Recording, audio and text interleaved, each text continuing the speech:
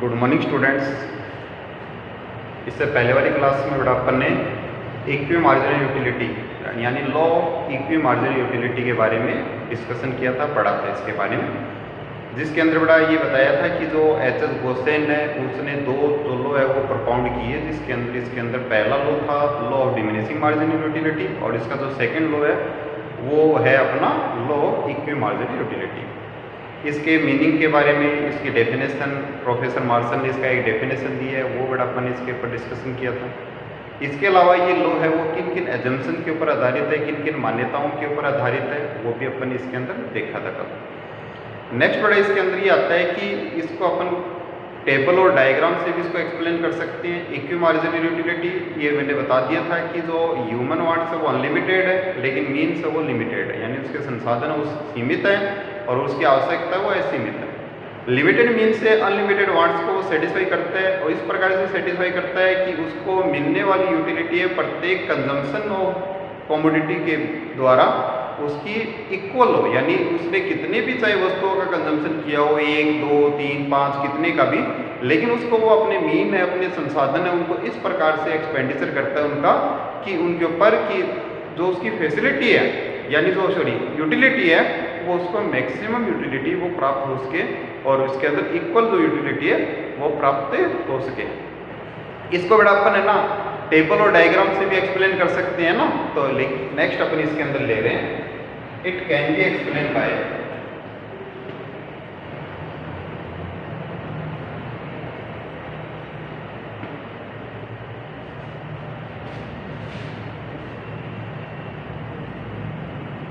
following table and diagram of. इसको बेटा अपन एक टेबल के द्वारा जिसके अंदर दो प्रकार की कमोडिटी लेके उसकी जो यूटिलिटी है उसको बेटा लेकर और उसको डायग्राम से अपन एक्सप्लेन कर सकते हैं। लेकिन इससे पहले अपन एक एग्जांपल लेते हैं। एग्जांपल के रूप में अपन ले रहे बेटा इसमें एक एग्जांपल मानते हैं। एग्जांपल के अंदर अपन ये लेते हैं कि मान लीजिए कोई कंज्यूमर है बेटा और उसके पास कितने रुपए हैं, 6 रुपए। कितने रुपए बेटा, 6 रुपए। और वो अपने 6 रुपए को गेहूं और है ना कपड़े वगैरह बेटा परचेज करने के लिए एक्सपेंड करता है यानी खर्च करता है। अब वो गेहूं की कितनी इकाई परचेज करेगा और क्लॉथ है बेटा वीट की कितनी परचेज करेगा और क्लॉथ की कितनी यूनिट्स है वो परचेज करेगा। तो इसके अंदर वो वेट के ऊपर और क्लॉथ के ऊपर अपनी जो यूनिट्स है यानी जो 6 रुपए है उसका जो एक्सपेंडिचर है वो इस प्रकार से करेगा कि उसको जो वेट से मिलने वाली यूटिलिटी वो इक्वल हो किसके, क्लॉथ से मिलने वाली यूटिलिटी के, है ना। तो इसको बेटा अपन एक टेबल के द्वारा और एक्सप्लेन कर सकते हैं, जिसके अंदर अपन एक टेबल बना रहे हैं। ये तो जैसे मान लीजिए इसकी यूनिट्स थोड़ा अलग अलग यूनिट्स है वो, यानी कि जो रुपये है ना वो कैसे खर्च करेगा। एक इसके अंदर अपन वेट का, एक अपन क्लॉथ का बना,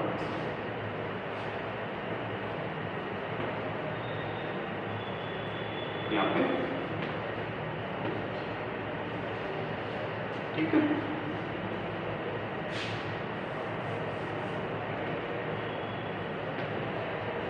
वेट एंड क्लॉथ कितने रुपए बताए बेटा इसके पास, 6 रुपए ना, 6 है उसके पास, 1 2 3 4 5 6।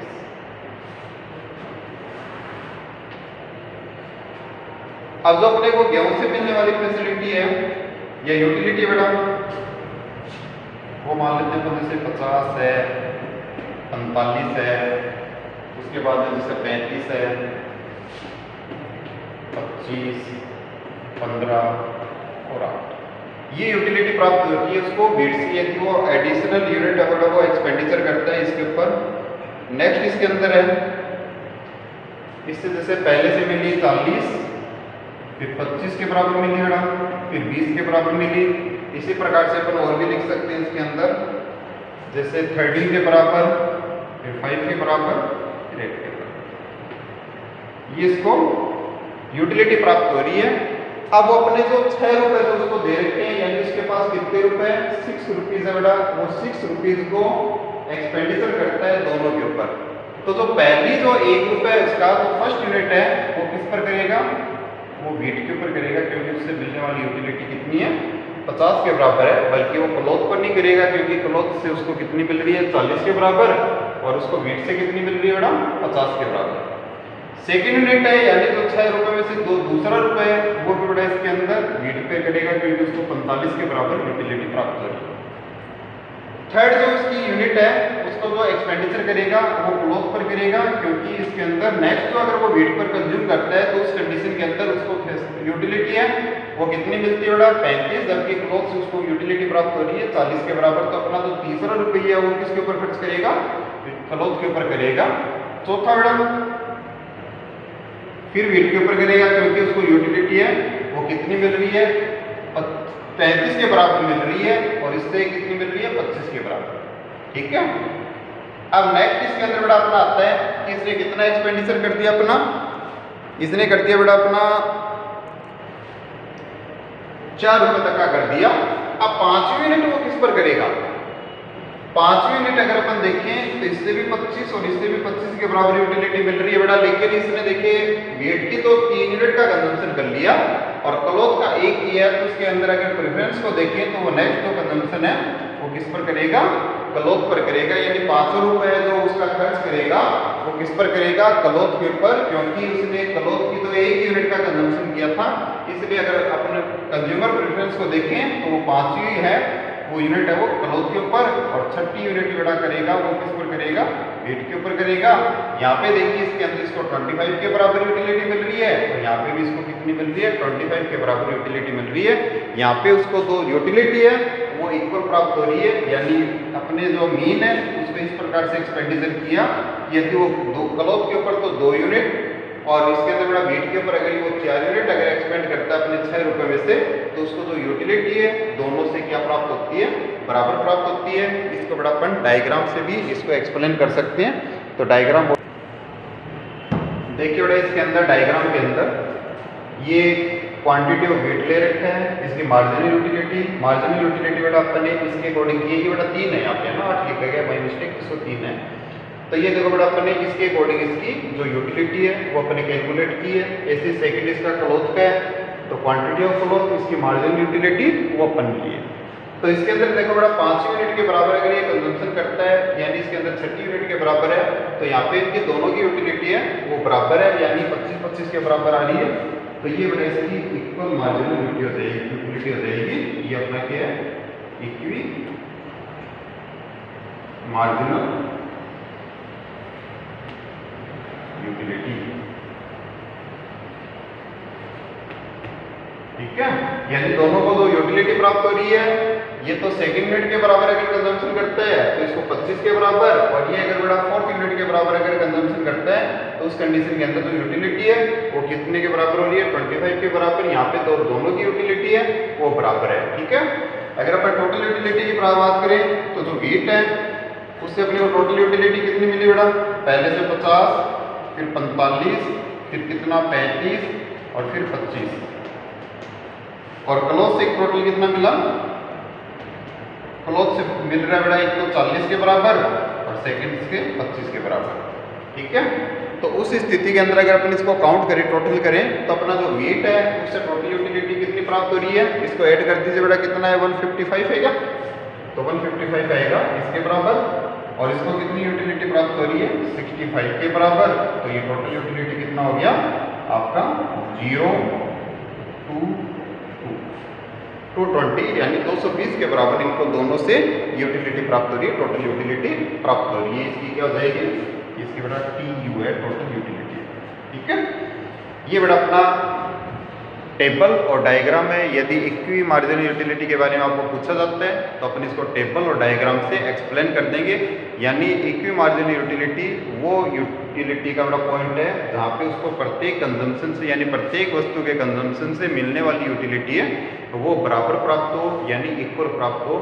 इसका बड़ा कुछ है ना डीमेरिट्स भी है, लिमिटेशन भी है इस लॉ की, वो अपन और देखते हैं इसके अंदर की कौन कौन सी इसकी डीमेरिट्स है, किस प्रकार से इसकी आलोचना की गई है, या उसकी एक प्रकार से ना दोष भी अपन मान सकते हैं। तो इसके जो दोष है वो पॉइंट आउट करके इसका जो पॉइंट अपना वो कंप्लीट हो जाएगा। तो इसके डीमेरिट्स के अंदर बड़ा अपन इसको पॉइंट से एक्सप्लेन करते हैं। तो देखिए इसके अंदर कौन कौन से पॉइंट है। इसके लिमिटेशन के अंदर बड़ा इसका पहला पॉइंट है इनडिविजिबिलिटी ऑफ गुड्स, यानी वस्तुओं की अविभाज्यता। यानी जो अपन वस्तु कंज्यूम करते हैं, जिन वस्तुओं का उपभोग करते हैं बड़ा वो छोटी छोटी यूनिट्स में डिवाइड कर सकते हैं, छोटी छोटी इकाइयों में उनको विभाजित कर सकते हैं, बांट सकते हैं। ये इस लॉ का एजम्पशंस है। लेकिन कुछ कमोडिटी, कुछ वस्तुएं बड़ा इस प्रकार की होती है जिसको अपन छोटी छोटी यूनिट्स के अंदर उसके छोटे छोटे पार्ट्स वो नहीं कर सकते, बल्कि उसको टोटल जो उसकी यूनिट्स है उसको ही कंज्यूम करना पड़ सकता है, यानी उसको ही उपभोग करना पड़ता है अपने को। इसलिए उसको अपन छोटी छोटी यूनिट्स के अंदर नहीं डिवाइड कर सकते। फॉर एग्जांपल जैसे बड़ा फैन, पंखे हैं, अब उनको अपन छोटी इकाइयों में नहीं बांट सकते कि एक टाइम के अंदर अपने को कितने पार्ट से यूटिलिटी मिली, सेकंड पार्ट उस पंखे की कितने पार्ट से मिली। इसी प्रकार से जैसे कंप्यूटर है, लैपटॉप है, आजकल बड़ा आपके जैसे मोबाइल वगैरह है, ये इनको अपन छोटे छोटे पार्ट्स के अंदर डिवाइड नहीं कर सकते। तो इसकी जो यूटिलिटी का एनालिसिस करने के लिए अजम्पशन मान के चलता है कि जो कमोडिटी है उसको छोटे छोटे पार्ट्स में डिवाइड कर सकते हैं। तो कुछ ऐसी कमोडिटी होती हैं जिनको अपन उसका पार्टीशन नहीं कर सकते, छोटी छोटी इकाइयों में नहीं बांट सकते। फॉर एग्जांपल जैसे बड़ा बाइक्स है, उनके बाइक्स के अपन अलग अलग पार्ट नहीं कर सकते, बल्कि उसको पूरे को ही एक साथ अपन यूटिलाइज करते हैं, कंज्यूम करते हैं, या उससे बड़ा अपन सर्विस है वो प्राप्त करते हैं।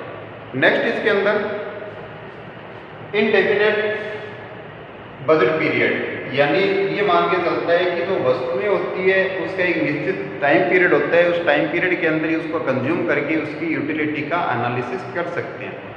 लेकिन कुछ गुड्स बड़ा इस प्रकार के होते हैं कि वो ड्यूरेबल होते हैं, यानी उनकी जो जीवन काल है या उसकी जो अवधि है या उसका जो कंजम्पशन टाइम है वो एक डेफिनेट टाइम पीरियड के लिए नहीं होता, एक निश्चित पीरियड के लिए नहीं होता, बल्कि एक अनिश्चित होता है। लंबे समय तक उसको कंज्यूम कर सकते हैं, उससे उपयोगिता प्राप्त कर सकते हैं। उस स्थिति के अंदर जो law of equi margin utility बड़ा उस स्थिति में अप्लाई नहीं होता है। यदि उसका जो बजट पीरियड है वो इनडेफिनेट हो तो उस कंडीशन के अंदर ये लॉ है वो अप्लीकेबल नहीं होता है। नेक्स्ट इसके अंदर दे रखा अपना नॉट अवेलेबिलिटी ऑफ गुड्स, यानी बड़ा ऐसी कंडीशन के अंदर मान लीजिए अपन कहते हैं कि first unit, second unit, third unit का लगातार कंजम्पशन कर रहे हैं ना, और कंटिन्यू रूप से कंजम्पशन करने के बाद उसकी यूटिलिटी का अगर अपन एनालिसिस करते हैं तो कुछ कंडीशन के अंदर जो गुड्स है वो अवेलेबल नहीं होते हैं। फॉर एग्जाम्पल यदि गुड्स की राशनिंग हो रही है, राशनिंग के अंदर उसका एक कोटा डिसाइड कर दिया, उस कोटे के अकॉर्डिंग अपने को वो गुड्स मिल रहे हैं, तो अपन उसको कॉन्टिन्यूस रूप से कंजम्पशन नहीं कर सकते, बल्कि एक टाइम पीरियड के बाद सेकंड यूनिट का कंजम्पशन कर सकते हैं।